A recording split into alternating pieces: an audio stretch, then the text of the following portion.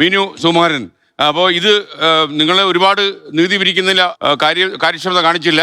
പിന്നെ മാത്രമല്ല ഈ സർക്കാരിനെ ബുദ്ധിമുട്ടിലാക്കാൻ വേണ്ടി കംപ്ലീറ്റ് ഖജന കാലിയാക്കി വെച്ച് പോയി, ഒരുപാട് കടമെടുത്തു, അങ്ങനെ ഒരുപാട് പ്രശ്നമുണ്ട്. അതൊക്കെ നിങ്ങളെ കൂടുതൽ കടമെടുത്തിട്ടുണ്ടെങ്കിൽ ഇലക്ഷന് ജനങ്ങൾ തിരിച്ചറിഞ്ഞു, നിങ്ങളെ വോട്ട് ചെയ്ത് പരാജയപ്പെടുത്തി. പക്ഷേ വിജയിപ്പിച്ചവരിയ്ക്കുക ഇവിടെ. നീ എവരാണല്ലോ ഗോൾ പോസ്റ്റ് നിൽക്കുന്നത്. ഇപ്പൊ നിലവിൽ ഇവിടെ ഇപ്പോ അഡ്വക്കേറ്റ് ദീപ്തി മേരി വർഗീസ് പറഞ്ഞൊരു പ്രസ്ഥാനം ഇവിടെ പൂച്ച പെറ്റി കിടക്കുന്ന വി ഡി സതീശൻ മാത്രമല്ല ഇവിടെ ഇങ്ങനെ കോൺഗ്രസ് പ്രതിനിധികളും പറഞ്ഞൊരു കാര്യമുണ്ട്.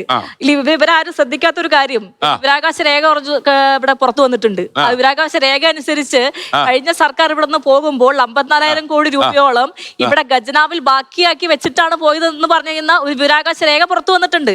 അതിൽ എത്ര പേര് കണ്ടു എന്നറിയില്ല. പിന്നെ ഒരു കാര്യം, എന്തായാലും പൂച്ച പെറ്റി കിടക്കുന്നപ്പോ മാറിയില്ലേ? 6,000 കോടി എന്ന് നിങ്ങൾ പറഞ്ഞല്ലോ. ആ പൂച്ച പെറ്റി റെഡീറ്റ് പോയി എന്ന് നിങ്ങൾ തന്നെ പറഞ്ഞു. ഇവിടെ കഴിഞ്ഞ സർക്കാർ ഇവിടെ കടം എടുത്തിട്ടുണ്ടെങ്കിൽ ആ എടുത്തത് എന്തിനു വേണ്ടിയിട്ടായിരുന്നു? കിഫ്ബിയിലൂടെ വികസനത്തിന്റെ ഭാഗമായി ഇവിടെ ആശുപത്രികൾ മാറി, ഇവിടുത്തെ വിദ്യാലയങ്ങൾ മാറി, ഇവിടുത്തെ പൊതുഗതാഗത സൗകര്യങ്ങൾ ആകെ മാറി.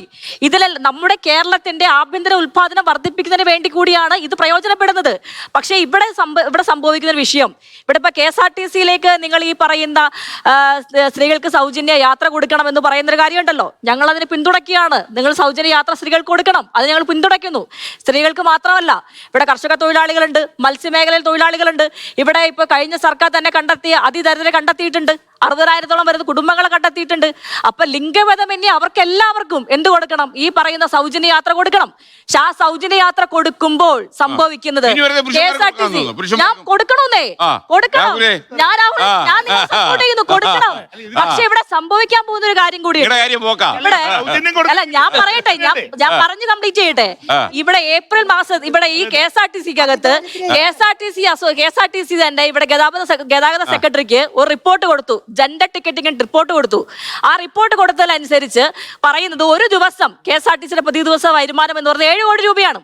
ആ KSRTC-യിൽ സഞ്ചരിക്കുന്നതിൽ 40% മുതൽ 50% വരെയുള്ള ആരാ? സ്ത്രീകളാണ്. ആ സ്ത്രീകളിൽ ലഭിക്കുന്ന വരുമാനം എന്ന് പറയും 3.5 കോടി രൂപയോളം വരുന്ന വരുമാനം, 4.25 കോടി രൂപയോളം വരുന്ന വരുമാനം എവിടെ നിന്നാണ്? ഈ സ്ത്രീകളുടെ ടിക്കറ്റിൽ നിന്ന് മാത്രം കിട്ടുന്നത്. അപ്പൊ അങ്ങനെ നോക്കുമ്പോൾ ഒരു മാസം 120 കോടി രൂപയുടെ നഷ്ടം ആർക്കുണ്ടാവുന്നു? KSRTC-ക്ക് ഉണ്ടാവുന്നു. ആ നഷ്ടം നിങ്ങൾ എങ്ങനെ പരിഹരിക്കാനാ പോകുന്നത്? ഇപ്പൊ അവിടെ നിങ്ങൾക്ക് പറയുന്ന ഉത്തരവ് ഇതുണ്ടാവും, നിങ്ങൾ കടമെടുക്കുന്നത്. പക്ഷെ കടമെടുക്കുമ്പോൾ ഒരു കാര്യം, ഈ നിത്യചെലവിന് വേണ്ടിയിട്ടല്ല കടമെടുക്കേണ്ടത്.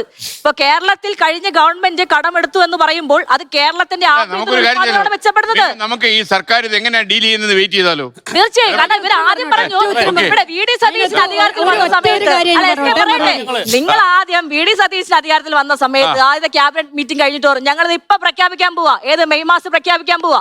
അതിനുശേഷം പറഞ്ഞു ജൂൺ മാസം 15. ഇപ്പൊ അറിയാൻ കഴിയുന്നത് ഓഗസ്റ്റിലേക്ക് നീട്ടുമെന്ന്. അതായത് എല്ലാ മാസവും 15-ാം തീയതി ഉണ്ട്.